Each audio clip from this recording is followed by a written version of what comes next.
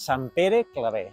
Aquesta història és per flipar. Pots gravar en vertical, noi, no en horitzontal? Però què passa, No falla, així? No, però... Tia, que boomer és, però que... Tornem-hi, perquè és que si no... No, que hem de tirar, que això va tot picadet, tio. Però escolta, que necessitem vius, no? Likes i aquestes coses, no?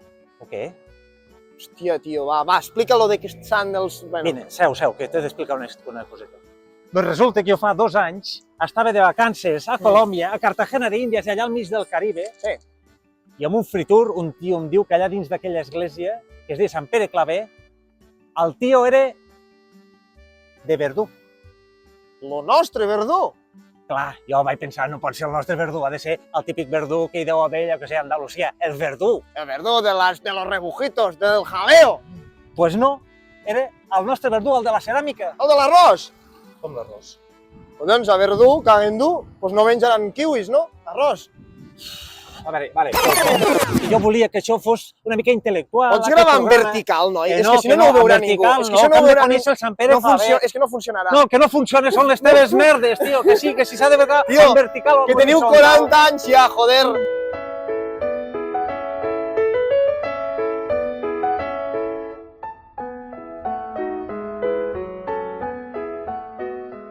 És diumenge a la tarda. Ha passat un llarg pont d'hivern i tot Targa està a casa, tranquil·la, descansant, gaudint després de tots aquests dies d'esquiades, de diversió i de relax. Tot Targa, no pas. Hi ha un bon grapat de veïns, els veïns de la C14, que es caguen amb tot pel trànsit que passa pel centre de la ciutat. Sí, amics, a la vida hi ha 3 coses segures per un targarí. Veure'l sortir el sol cada dia, trobar-se al cap de vila als pubs i morir-se sense haver vist la variant de la C14. Dins aquesta carretera infernal que és la C14, hi ha un tram celestial en forma de jota que va des de la Guàrdia Civil fins a un pont. Havia pensat fer un petit acudit sobre aquests 2 conceptes, però de moment me'l guardaré. Pel carrer Sant Pere Claver, si passes, si vas a l'Esclat, si vas al Pau Paterres, o si ets d'aquests rarets que a l'estiu prefereix anar a la platja, a cremar-se i a trepitjar sorra bullint, en lloc d'anar al Pallars, a respirar aire fresc i amb una mica de sort a enganxar falles i acabar amb una festa major, amb una falla carregada aquí i anar quedant «Foc al faro! Foc al faro! Foc al faro!» I també s'hi passa per anar a la bonica vila de Verdú, on tothom debuta enganxant el seu primer coma etílic. I quan dic tothom, vull dir jo. I us ben asseguro que no anava etílic quan fa 2 estius vaig anar a Colòmbia i el guia turístic em va parlar de Verdú i de Sant Pere Claver. Ai, targarins, targarines, heu passat centenars de vegades per aquest carrer i mai us heu preguntat qui era Sant Pere Claver. Pregunta, sap qui va ser Sant Pere Claver? No. No sé. Es que me suena, pero es que no me recuerdo. No. No, la verdad es que no. No. Gràcies. Potser que busquem algú que ens expliqui qui va ser Sant Pere Claver.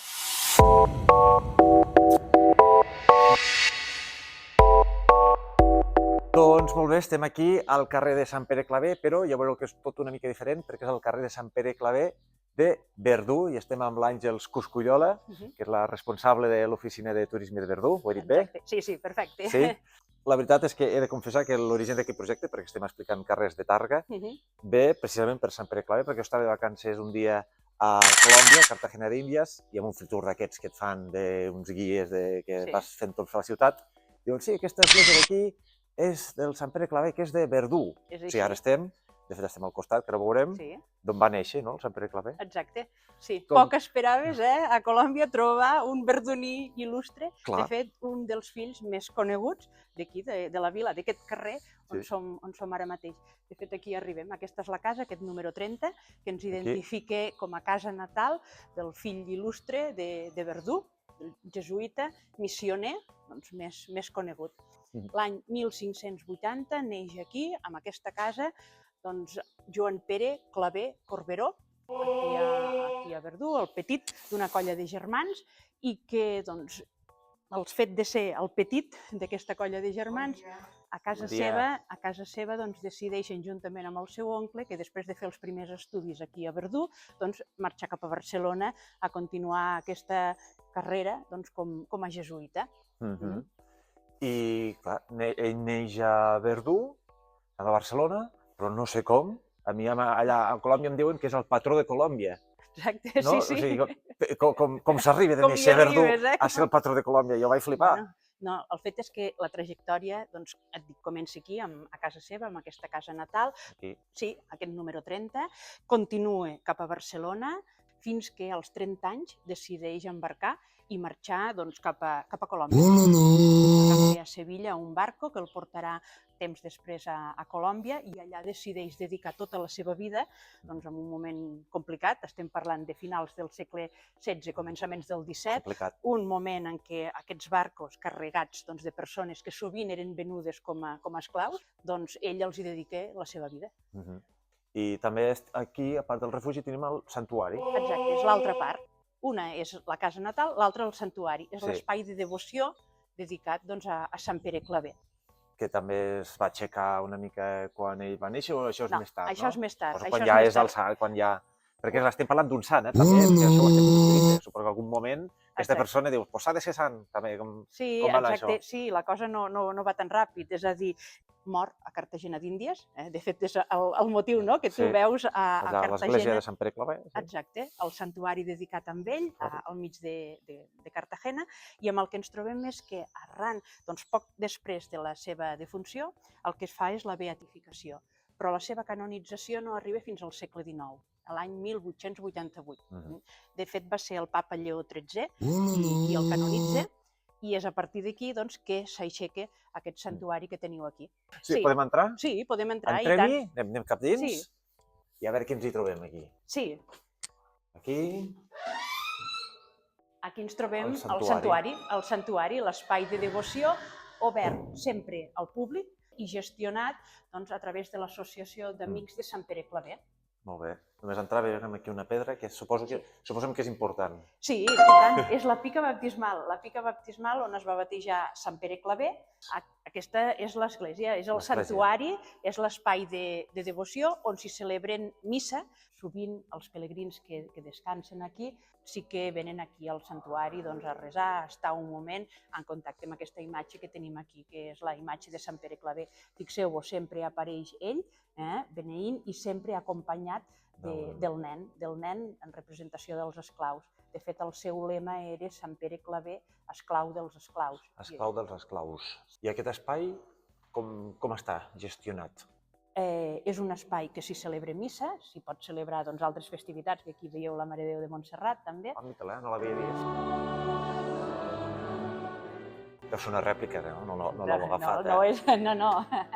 I està gestionat a través de l'Associació dels Amics de Sant Pere Claver, que són ells qui ho organitzen i qui fa que tot estigui net i endreçat i preparat per qualsevol moment. Anem a acabar de conèixer els Amics de Sant Pere Claver. Molt bé. Per acabar d'explicar aquesta història i moltes gràcies. Molt bé, a vosaltres per vindre. Gràcies.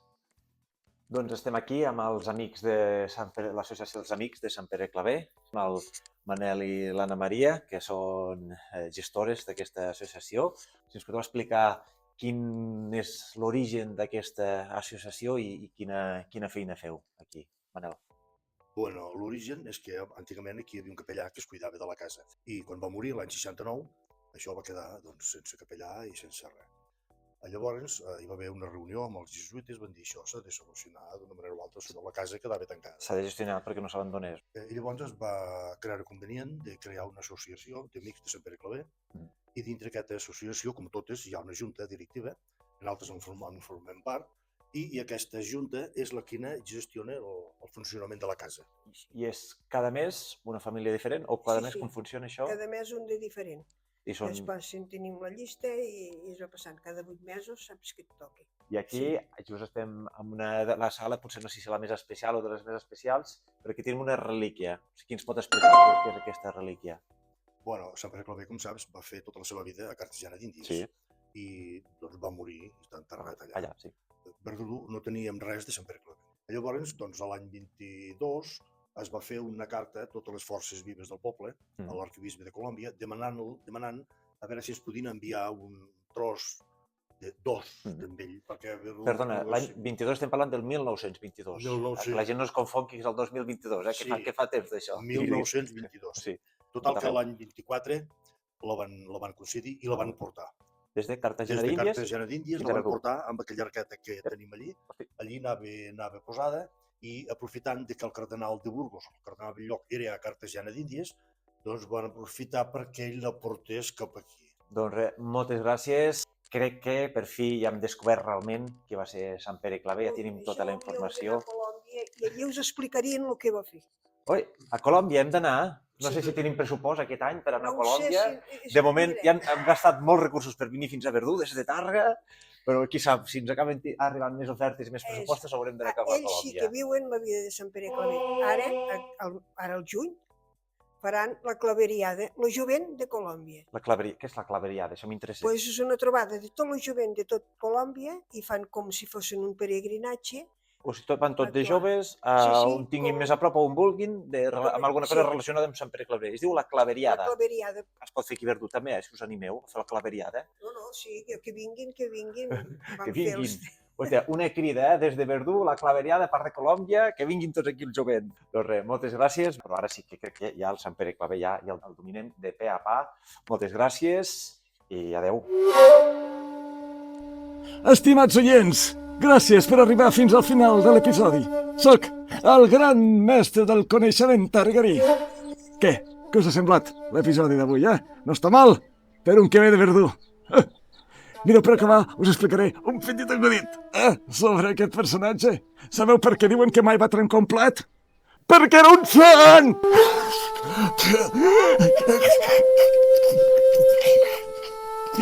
Ai, Sant Pere Claver! Boníssim. Ai, perdoneu. Bueno, a reveure i recordeu que si torneu a sortir al carrer, vigileu on poseu el peu. A reveure!